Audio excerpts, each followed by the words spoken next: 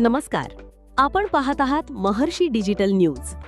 आज आपण मूळव्याध म्हणजेच पाईल्स या त्रासदायक पण उपचाराने पूर्णपणे नियंत्रणात येऊ शकणाऱ्या आजाराविषयी माहिती जाणून घेणार आहोत. या आजाराची लक्षणे, त्यावरील आयुर्वेदिक तसेच आधुनिक लेझर उपचार पद्धती आणि योग्य काळजी याबाबत मार्गदर्शन करण्यासाठी माळशिरस येथील सुप्रसिद्ध पारिजात जैन हॉस्पिटल येथील तज्ज्ञ डॉक्टर शीतल देशमाने आणि डॉक्टर श्वेता देशमाने यांच्याशी आपण संवाद साधणार आहोत. नमस्कार, मी डॉक्टर शीतल देशमाने, पारिजात हॉस्पिटल माळशिरस. नमस्कार, मी डॉक्टर श्वेता शीतल देशमाने, माळशिरस. आज सगळीकडे निर्भवणारा जी समस्या आहे, गल्लोगल्ली म्हटलं किंवा अगदी आपलं घरोघरात जरी म्हटलं तरी आज सगळ्यांना एक समस्या सतत निर्भवत असते, ती म्हणजे मूळव्याध आणि फिशर. ह्याने सगळे आज खूप जण हे त्रस्त आहेत. परंतु आता ह्याला घाबरायची गरज नाही. याला ऑपरेशन हा एकच मार्ग आहे हे आतापर्यंत आपण धरून चालत होतो. परंतु आता ह्याला एक दुसरा मार्गसुद्धा निघालेला आहे, तो म्हणजे उपचाराचा. आणि तो उपचार घेण्यासाठी तुम्हाला खूप कुठं दूर जायची गरज नाही आहे किंवा मिलोमिल फिरायची गरज नाही आहे. अगदी जवळच आपल्या माळशिरसला बस स्टँडच्या समोर पारिजात हॉस्पिटल हे मूळव्याध आणि त्वचेसाठी फेमस असलेलं हॉस्पिटल आहे. तुम्ही इथे या, भेट घ्या. आणि बरं का बायकांनो, घाबरू नका. तुम्हाला लाजायची किंवा घरी हा त्रास घेऊन आयुष्यभर जगायची गरज नाही. आज इथे लेडीज डॉक्टर अवेलेबल आहे. जसे मी तुम्हाला प्रत्येक वेळी त्याच्याबद्दल तुमच्याशी मोकळी संवाद साधेल, तुमची ज्या समस्या आहेत त्या समजून घेईल आणि आपण त्याला योग्य ती ट्रीटमेंट देऊ शकू. मूळव्याध होण्याचे कारण म्हणजे सगळ्यात पहिले आपली पचनसंस्था साफ नसणे, पोट साफ न होणे, त्यामुळे मूळव्याध हा प्रकार घडत असतो. आपण शुद्ध मराठीत म्हटलं तर जसं आपण रोजचे जे मोशन असतात ते व्यवस्थित पास न होणे किंवा आपल्याला कुठून संडास करावी लागणे, ह्या सगळ्या समस्यांमुळे मूळव्याध आणि फिशर ह्या दोन्ही गोष्टी होत असतात. फिशर म्हटलं तर त्या ॲक्च्युली काय असतं की संडासच्या जागेवरची जी स्किन असते ती नाजूक असते आणि त्याला जर चिरा पडल्या गेल्या आणि मग त्यामुळे काय होतं, रक्तवाहिन्या ओपन होता आणि त्यातनं मग तुम्हाला ब्लिडिंग हा त्रास सुरू होतो. मग त्याच्यासाठी आपल्याला आपण संयुक्त उपचार पद्धत ही आपल्याकडे देण्याचा प्रयत्न करत आहोत.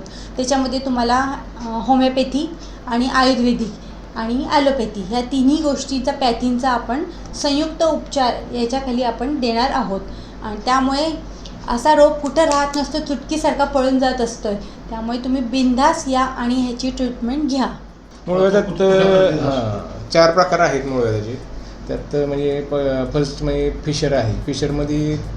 फिशरमध्ये खूपच जळजळ, चिरा पडणे, रक्त संडासला लागून जाणे ही लक्षणं उद्भवतात. आणि ज्यात फर्स्ट डिग्री पाईल्स म्हणजे इंटरनल पाईल्स असते, ते फक्त आतच असतं.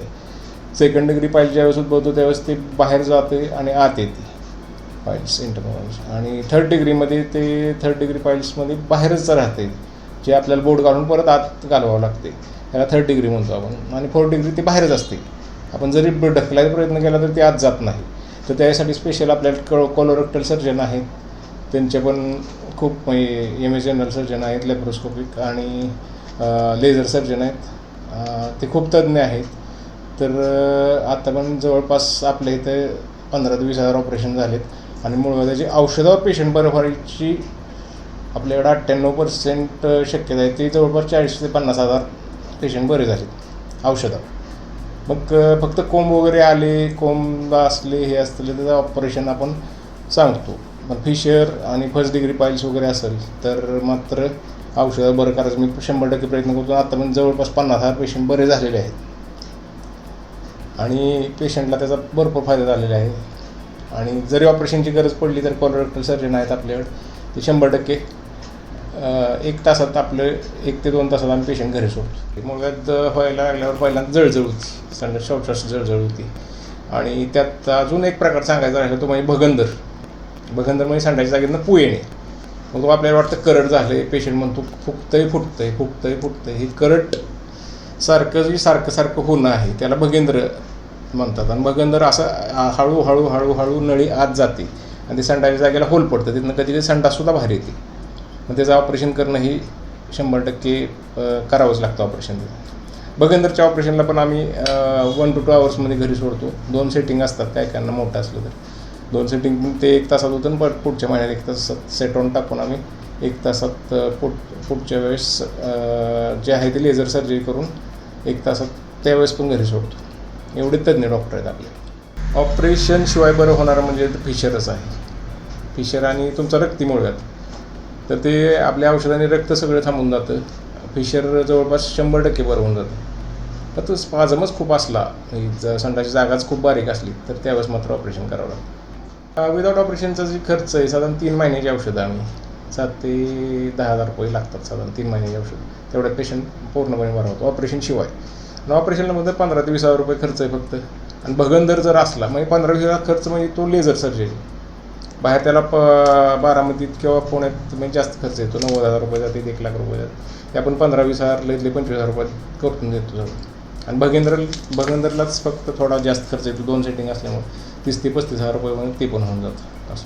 तर ते ऑपरेशन केलं तर जर तुम्ही पथ्य नाही पाळलं, तुम्ही म्हणजे रोजच ठेसा खाताय, तिखट खाताय आणि मसालेदार पदार्थ खाताय, 6 महिन्यात वर्षातून मुळव्याध होऊ शकतो.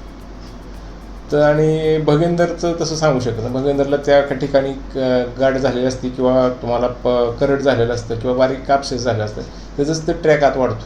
तो मुळव्याधातला वेगळा प्रकार आहे. मुळव्याध होईल शक्यता पेशंटला पथ्य जर नाही पाळलं तरच, पण ते लगेच 5-10 वर्ष तर काय होत नाही लगेच. सगळ्यात महत्त्वाचं म्हणजे महिलांना ज्यावेळेस त्या त्यांच्याशी कन्सर्न करतात किंवा बोलतात तर त्यांना लेडीज डॉक्टर असणं खूप गरजेचं आहे. आणि ज्यावेळेस त्या येतील तर ती एक आपली मैत्रीण म्हणून ते आपल्याशी संवाद जर आपण त्यांच्याशी साधला तर ते आपल्याला अगदी छोट्या छोट्या गोष्टींपासून ते आपल्याला सहज मोकळीकपणे बोलतात.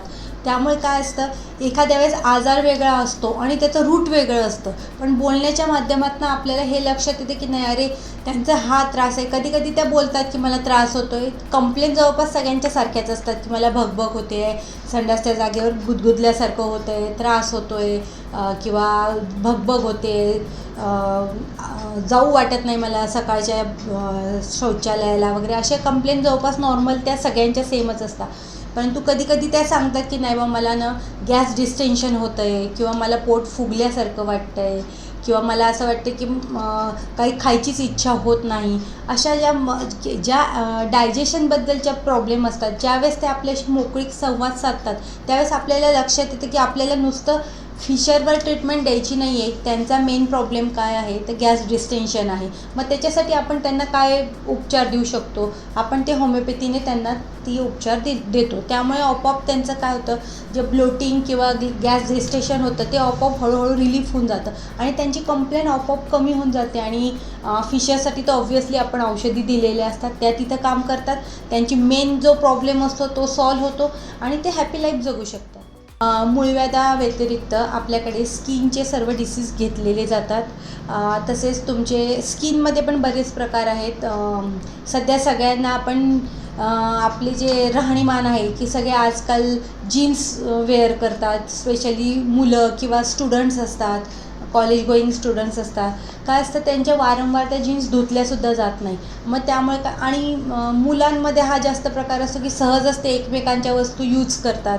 त्यामुळे काय होतं की फंगल इन्फेक्शन हा एक प्रकार जास्त दिसतो स्किनमध्ये. आणि त्याच्यात पण प्रकार आहे, रिंग असतात किंवा मग अशी वेगवेगळी त्याची नावं आहे.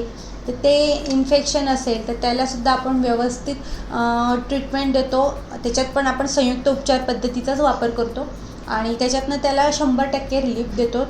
आणि प्लस हे झालं फंगल इन्फेक्शन. तसंच सोरियासिस असतं आहे, वांग असतं आहे, पिट्रियासिस आहे, पांढरे डाग आहे, सुरमा आहे, अशा बऱ्याच गोष्टी आहेत. जसं सोरियासिस म्हटलं तर 100% रिझल्ट कुठंच नाही आहे. कोणी आज कुठलीच पॅथी 100% हा सोरियासिसला रिझल्ट देऊ शकत नाही. परंतु आपण त्या पेशंटला इतकं रिलीफ देतो की त्याचा जो प्रॉब्लेम आहे त्याला तो प्रॉब्लेम वाटत नाही. तो सहज त्यांना काय होतं की ते पांढरे पांढरे पॅचेस पडलेले असतात, स्किन पूर्ण व्हाईट झालेली असते. मग त्यांना 4 लोकांमध्ये वावरायलासुद्धा लाज वाटते आणि कोणी सहज विचारतं अरे काय झालं, ट्रीटमेंट घे की, असं असं कर तसंच, असे सजेशन देणारे खूप असतात. परंतु त्यावेळेस त्या पेशंटला जे फील होतं ते तू कोणाच जवळ बोलू शकत नाही, कारण तो ऑलरेडी सगळीकडे याच्यासाठी ट्रीटमेंटसाठी जाऊन आलेला असतो.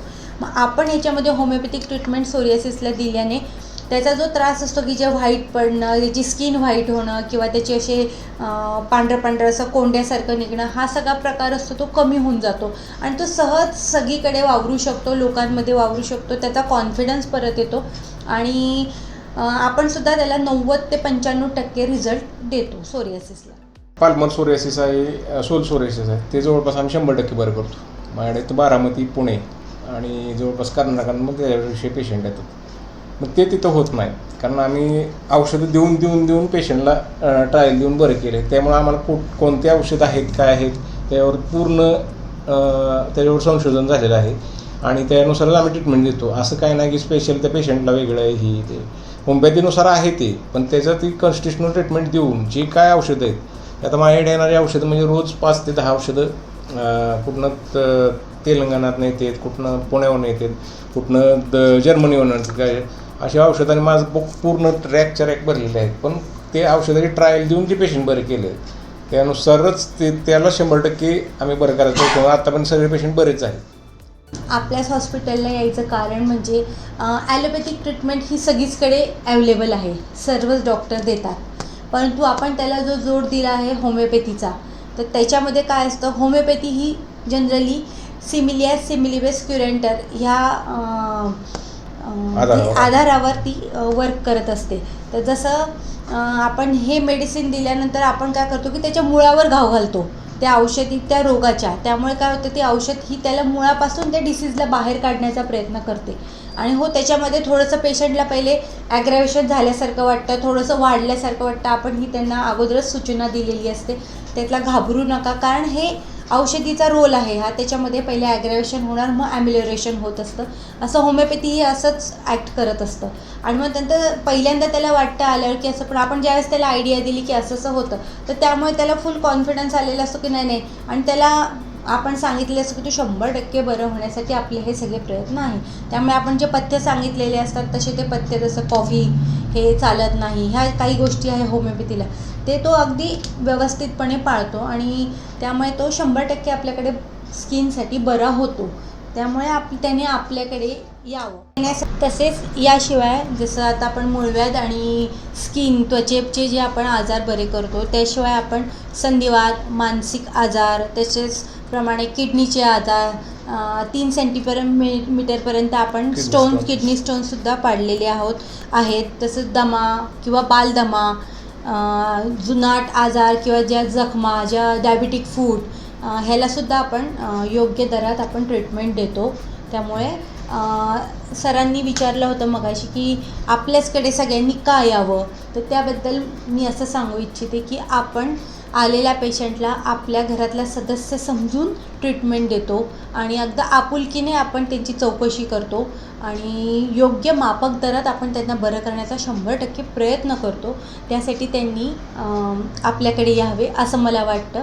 आणि आपल्याकडे येण्यासाठी माळशिरसला बसस्टँडच्या समोर पारिजात हॉस्पिटल किंवा जैनाचा दवाखाना म्हणून हे पूर्वीपासून आमचा दवाखाना फेमस आहे. त्यासाठी तुम्ही कधी पण या आणि आम्हाला तुमची सेवा करण्याची संधी द्या आणि ह्याचा लाभ घ्या असं मला वाटतं. आमचा कॉन्टॅक्ट नंबर आहे 98 900 99 640.